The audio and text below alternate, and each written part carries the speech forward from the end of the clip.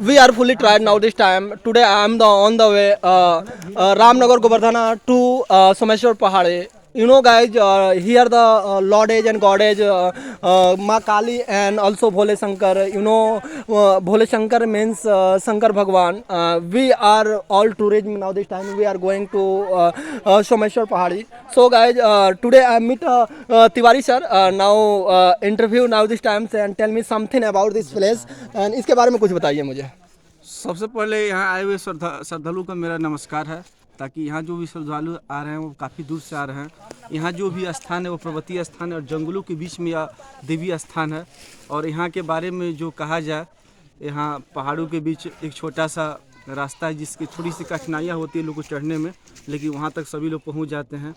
और जहाँ तक यहाँ की आम पब्लिक जो लोग हैं, क्या थारू लोग, वह जितनी हो सके उतनी सुविधा उपलब्ध करा, जैसे जल हो गया, थोड़ा गुड़ हो गया, चना हो रही, सब सुविधाएं हैं।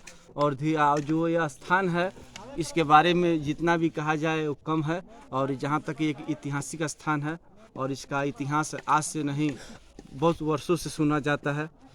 इसके में सर यहाँ के जनजाति, आपको पता है कि थारू जनजाति एक लोग होते हैं, ठीक है, जो हमें आदिवासी, गवर्नमेंट ने बहुत सारा छूट दिया है, काफ़ी डेवलपिंग आपने देखा कि एक काफ़ी जंगल के पास करीब इतना आउटसाइड वे में आके हमने देखा कि सब कुछ व्यवस्था हो गया है। तो इस आदिवासी जनजातियों के बारे में क्या, यानी कि थारू साम्राज्य के बारे में आप क्या कहना चाहेंगे, इनके बारे में कुछ विचार दे सकते हैं आप? सबसे पहले चीज़, थारू जो जाति है वो सबसे मेहनती जाति है। उसका इतिहास देखा जाए, आज मेहनत की वजह से वो चारों क्षेत्रों में वो अपना दबदबा को बना लिया है।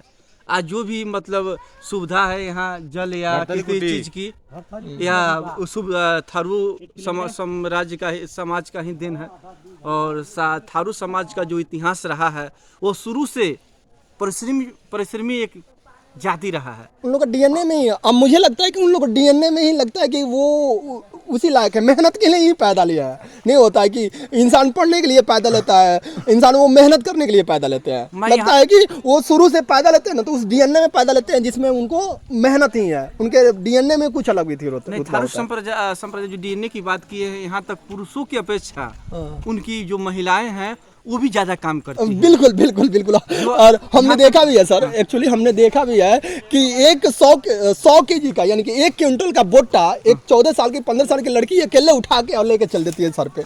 और ये पॉसिबल नहीं लगता है। मेरे बजियान क्षेत्र में लोग, यहाँ के थारू साम्राज्य के लोग बोलते हैं कि बजियान क्षेत्र के ही लोग ऐसा कर पाते हैं। ठीक है, नहीं कर पाएंगे, लेकिन यहाँ के लोगों में कुछ एक्स्ट्रा ऑर्डिनरी एफर्ट देखा जाता है।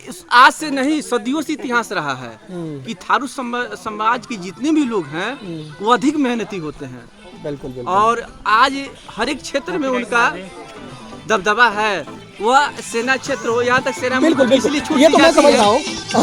लेकिन एक चीज़ आप बताइए कि यहाँ तक आप मंजिल के आधे से ज़्यादा करीब पहुँच चुके हैं, तो इसके बारे में क्या कहना चाहेंगे? आपके पसीना से तरबदर हो चुके हैं, आपका लगता है कि शरीर देख के भी पता चल रहा है कि आप एकदम टायर्ड हो गए, थक चुके हैं, ठीक है, तो इसके बारे में क्या कहना चाहेंगे कि थोड़ी सी लंबी दूरी है आपका?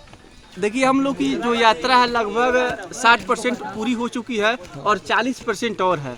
तो हम लोग थोड़ी सी थकान है, लेकिन जब तक माँ देवी का दर्शन नहीं होगा तब तक इस थकान को हम लोग बनाए रखेंगे और दर्शन करने के बाद ये थकान को दूर करेंगे। Thank you guys. और आगे चल के भी फिर इंटरव्यू होगा, बहुत सारे लोगों से इंटरव्यू लिया जाएगा और यहाँ के environment and culture and society के बारे में आपको जानकारी दी जाएगी। Thank you so much and thanks a lot also.